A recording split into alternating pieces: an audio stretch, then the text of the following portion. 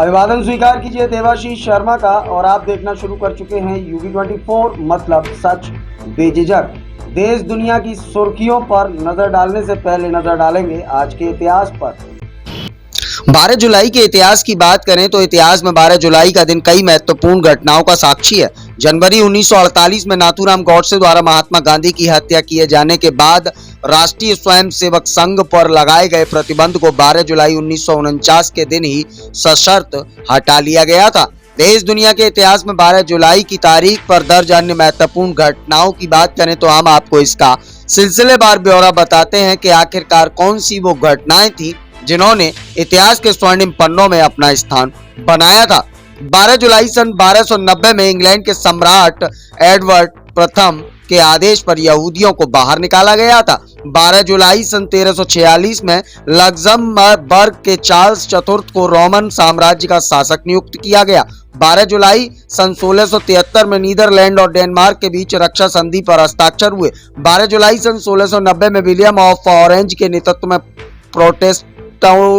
प्रोटेस्टेंटों ने Roman Catholic सेना को पराजित किया। 12 जुलाई सन 1801 में अल्जीसिरास की लड़ाई में ब्रिटेन ने फ्रांस और स्पेन को पराजित किया। 12 जुलाई सन 1823 में भारत में निर्मित प्रथम वाष्प इंजन युक्त जहाज डायना का कलकत्ता में जलावतरण हुआ। 12 जुलाई सन 1862 में अमेरिकी कांग्रेस ने मेडल ऑफ ऑनर को प्राधिकृत किया। 12 जुलाई सन 1912 में क्वीन एलिजाबेथ अमेरिका में प्रदर्शित होने वाली पहली विदेशी फिल्म बनी।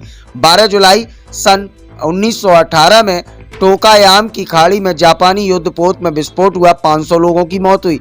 12 जुलाई सन 1935 में बेल्जियम ने तत्कालीन सोवियत संघ को मान्यता दी। 12 जुलाई सन 1949 में महात्मा गांधी की हत्या के बाद आरएसएस पर लगाए गए प्रतिबंध को सशर्त हटाया गया। 12 जुलाई सन 1957 में अमेरिका सर्जन लेरोय ई बर्नी ने बताया कि धूम्रपान और फेफड़े ने कैंसर से सीधा संबंध होता है।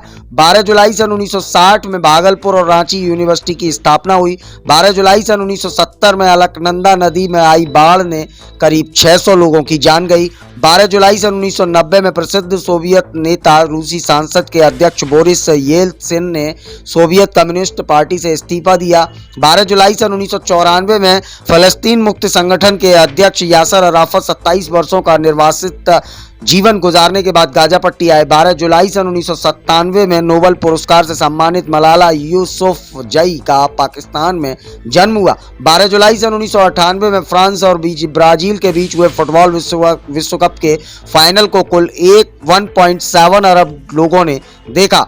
और 12 जुलाई सन 2001 में अगरतला से ढाका के बीच मैत्री बस सेवा की शुरुआत हुई थी। यह तो बात रही 12 जुलाई के इतिहास की कि 12 जुलाई के दिन कौन सी वो घटनाएं थी जिन्होंने इतिहास के स्वर्णिम पन्नों में अपना स्थान बनाया था। अब बात करते हैं सुबह की सुर्खियों पर। कर्नाटक के पूर्व मुख्यमंत्री HD कुमारस्वामी कोरोना संक्रमित, होम आइसोलेशन में पहुंचे। कर्नाटक के पूर्व मुख्यमंत्री तमिलनाडु में समुद्र में फंसे थे 16 मछुआरे, कोस्ट गार्ड ने किया रेस्क्यू। दिल्ली में लालू यादव की तबीयत में सुधार, एम्स के ICU से प्राइवेट वार्ड में किए गए शिफ्ट। ब्रिटेन में बोरिस जॉनसन की जगह कौन बनेगा प्रधानमंत्री, 5 सितंबर को होगा नाम का ऐलान। महाराष्ट्र के पुणे में ढही मिट्टी के मकान की दीवार, कोई नुकसान नहीं। पुणे के नाना पेंट में 2 मंजिला मकान की दीवार गिरी, 2 घायल। जम्मू कश्मीर के शोपिया में सुरक्षा बलों की आतंकियों से मुठभेड़, दोनों तरफ से हो रही है लगातार फायरिंग।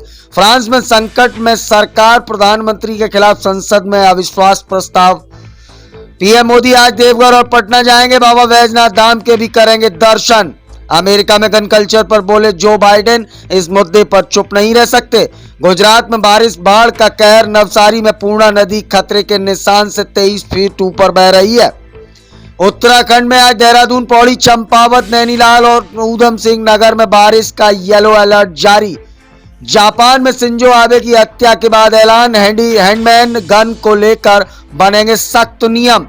यूपी में ओम प्रकाश राजभर की पार्टी के उपाध्यक्ष ने छोड़ा दल, लगाए गंभीर आरोप। कन्हैयालाल हत्याकांड मामले में आज दोपहर 2 बजे NIA कोर्ट में होगी आरोपियों की पेशी। वाराणसी में ज्ञानवापी और श्रृंगार गौरी मामले में आज जिला अदालत करेगी सुनवाई।